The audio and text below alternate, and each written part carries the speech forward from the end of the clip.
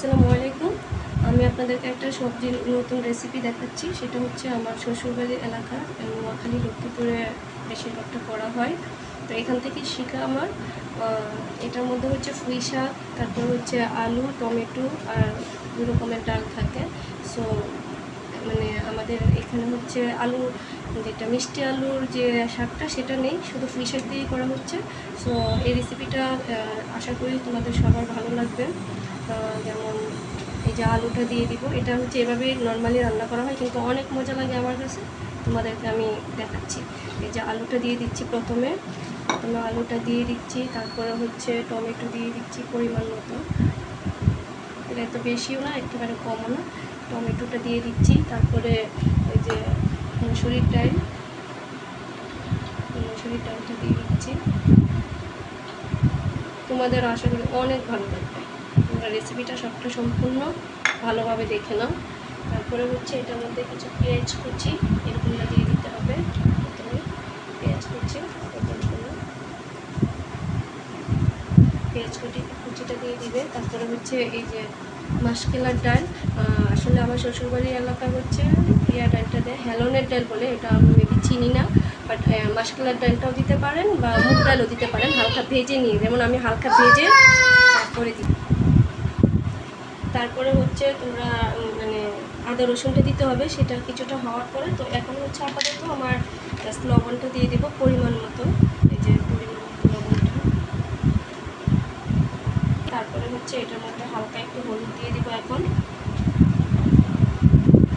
হালকা একটু হলুদ দিয়ে দিচ্ছি, এটার মধ্যে এত বেশি হলুদ দেওয়ার দরকার নেই, যতটুকু লাগে হালকা একটু হলুদ দিয়ে দিচ্ছি। আর এটার মধ্যে হচ্ছে গুঁড়ো মরিচটা এখন হালকা একটু দিব, কারণ এটা বেশিরভাগটা কাঁচামরিচ দিয়েই করা হয়। কাঁচামরিচটা পরবর্তীতে দিব, কারণ এখন হচ্ছে কাঁচামরিচ দিব না, এই জন্য হালকা একটু শুকনো মরিচ দিয়ে দিচ্ছি। এইটুকুই হবে পরিমাণ মতো। আর কাঁচামরিচটা হচ্ছে পরবর্তীতে দিব, উঠানোর আগে, তাহলে গ্রানটা থেকে যাবে। আর হচ্ছে জিরার গুঁড়া, ধনিয়ার গুঁড়াটা এখন দিতে পারি, সমস্যা নেই, কিন্তু জিরার গুঁড়া আর হচ্ছে তোমার এটা করে দিতে হবে।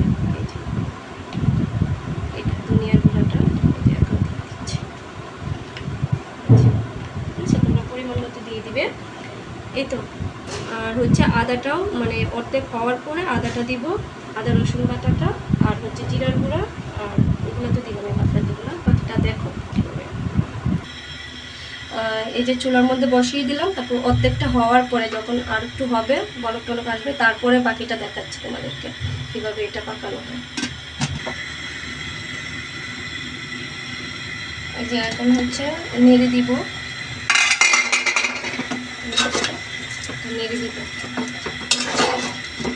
তারপরে হচ্ছে আরেকটু হওয়ার পরে হচ্ছে একটু পরিমাণ মতো ঝুল দিয়ে দিতে হবে। আরেকটু হওয়ার পরে পরিমাণ মতো ঝুল দিয়ে দিব।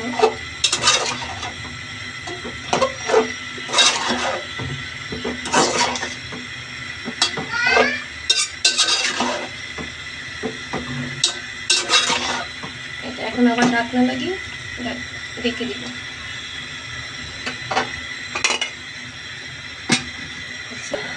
পরিমাণ মতো আদা রসুন বাটা, এটা আসলে এইভাবেই দেওয়া হয়, এটা খুব নর্মাল রান্না, বাট খুব ভালো লাগে।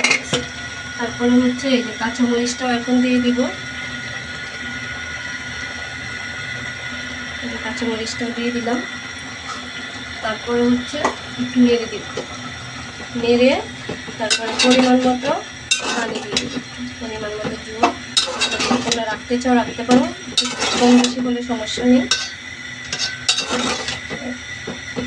আর ভাজা ডালটা দিলে হয় কি, রানটা অনেক ভালো আসে, অনেক ভালো রান আসে সবজিটার মধ্যে। এই জন্য আমি মাসকলার ডালটা ভাজা দিয়েছি। আর এই যে পরিমাণ মতো পানিটা দিয়ে দিচ্ছি। এটা যখন হয়ে যাবে তখন একদম মাখো মাখো থাকবে তরকারিটা, সবজিটা একদম মাখো মাখো থাকবে, হয়ে আসবে যখন হয়েছে জানিয়ে দেবো। এখন হচ্ছে জিরার গুঁড়োটা দিয়ে দেবো। এই যে দেখো কালারটা কেমন আসছে, সেই একটা কালার আসবে লাস্টের দিকে, এখনো প্রপারলি হয় নাই তো তাই, কিন্তু অনেক সুন্দর একটা কালার আসে। জিরার গুঁড়োটা দিয়ে দিচ্ছি।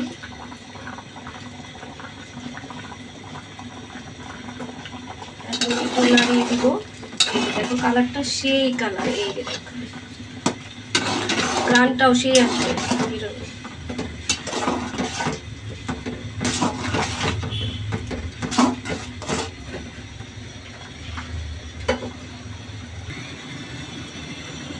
এই যে এখন হচ্ছে এই যে দেখছো কালারটা কি দারুণ এসেছে। ও মাই গড, সেই সুন্দর একটা কালার আসছে দেখছো।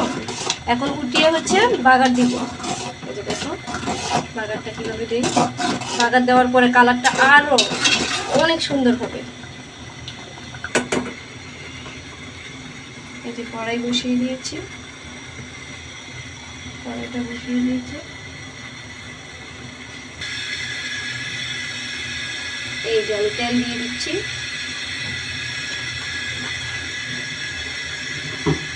তারপরে হচ্ছে এই যে শুকনো মরিচ দিয়ে দিচ্ছি দুটো।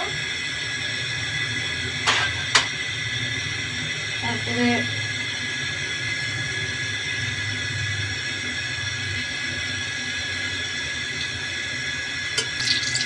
এখন হচ্ছে এই যে পেঁয়াজ কুচি,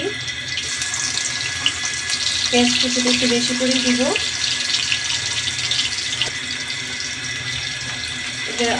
পেঁয়াজ রসুন একবারে দিয়ে দিচ্ছি। এই যে এখন এটা ভাজা হয়ে গেলে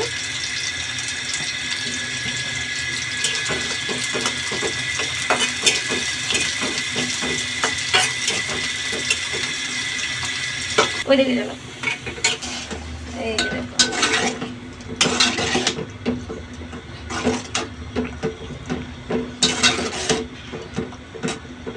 দেখো এখন একটা বলক আসলেই হয়ে যাবে। জাস্ট একটা বলক আসবে। দেখো কালারটা বাজার দেওয়ার পরে সে একটা নিজে আসছে। এই যে দেখো একদম মাখো মাখো হয়ে গেছে।